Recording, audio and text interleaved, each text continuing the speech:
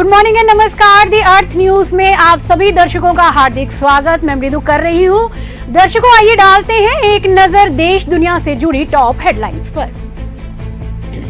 प्रधानमंत्री नरेंद्र मोदी जी ने आज बसव जयंती के अवसर पर जगत गुरु बसवेश्वर को श्रद्धांजलि दी। उन्होंने कहा कि न्यायपूर्ण समाज की उनकी दृष्टि और लोगों को सशक्त बनाने के उनके अटल प्रयास हमेशा सभी को प्रेरित करते रहेंगे। जम्मू कश्मीर के राजौरी जिले में एक यात्री वाहन सड़क से फिसलकर खेत में पलट गया, जिसमें कम से कम 18 लोग घायल हो गए। अधिकारियों के अनुसार 4 घायलों को इस समय अस्पताल में गंभीर हालत में पाया गया है।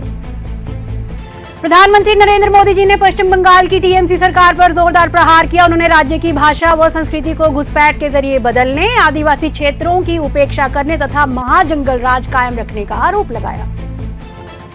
सीआईसी ने जम्मू कश्मीर संघ राज्य क्षेत्र में आरटीआई तंत्र पर तीखी आलोचना की है। आयोग ने पाया कि एफएए अधिनियम की प्रमुख धाराओं, खासकर तीसरे पक्ष की सूचना को सार्वजनिक करने से बचाने वाले प्रावधानों की समझ से ही वंचित है। आयोग ने कई अधिकारियों को शो कॉज नोटिस जारी कर आरटीआई अधिनियम का घोर उल्लंघन माना है।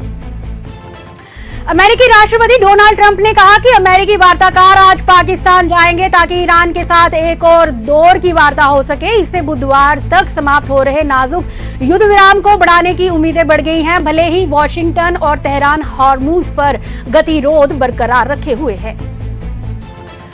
हरदीप सिंह पुरी ने कांग्रेस के नेतृत्व वाले विपक्ष पर महिलाओं के आरक्षण विधेयक को पटरी से उतरने की षड्यंत्र रचना का आरोप लगाया। उन्होंने चेतावनी दी कि विपक्ष ने आग के साथ छेड़छाड़ की है और इसके गंभीर परिणाम भुगतेगा। जम्मू में आयोजित संयुक्त प्रेस वार्ता में पुरी ने कहा कि सरकार ने अंतिम समय तक विपक्ष के सुझावों को समायोजित करने का प्रयास किया था।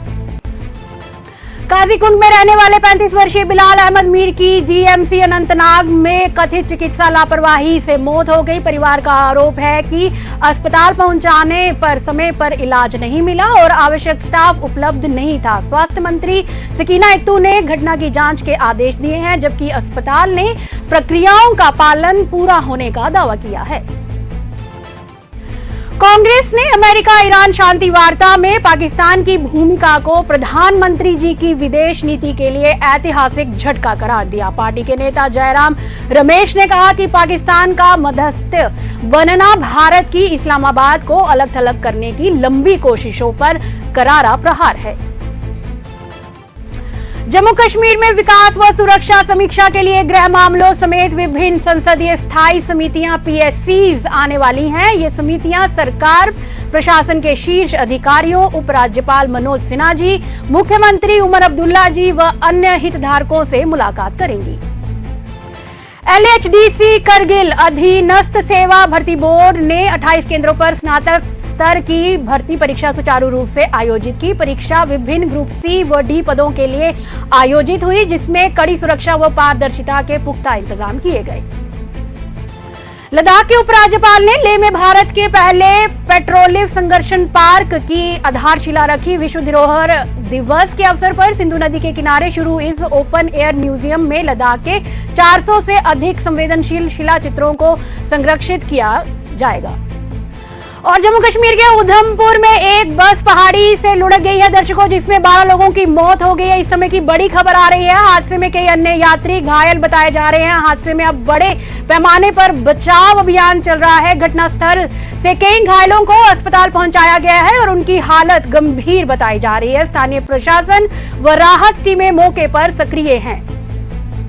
और आखिर में राष्ट्रीय सुरक्षा सलाहकार अजीत डोभाल ने सऊदी अरब के नेताओं के साथ द्विपक्षीय संबंधों व क्षेत्रीय स्थिति पर चर्चा की। रियाद में सऊदी एनएसए डॉक्टर मुसाद बिन मोहम्मद अल एबान के साथ हुई इस बैठक में ईरान, गाजा सहित क्षेत्रीय मुद्दों पर विचार विमर्श हुआ।